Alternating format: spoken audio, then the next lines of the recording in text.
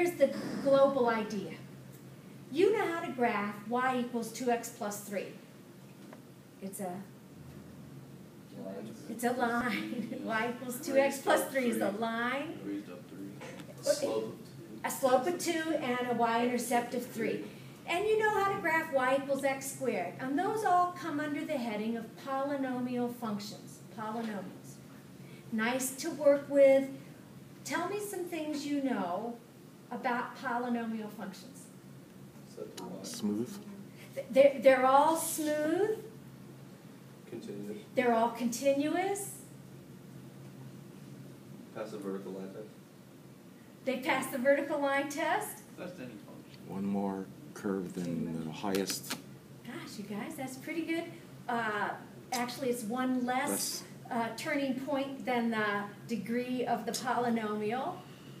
You even knew something at one time about the number of roots, but those were both reals and imaginaries. It has to equal the power. So you know lots of stuff about them.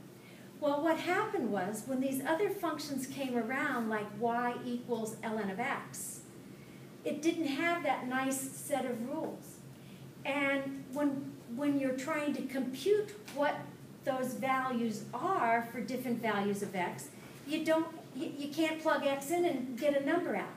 So what they discovered was they could use an approximation of one of these other functions that was a polynomial.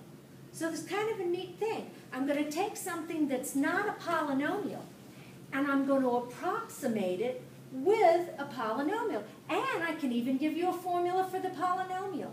You can take it out as far as you would like. There's a theorem about remainders again, so depending on how large an error you'll allow. Here's what the little theorem says. First, you're going to compute the function's value at the number you're interested in. Then you're going to take the first derivative and plug that number in and multiply it times x minus the number you're interested in.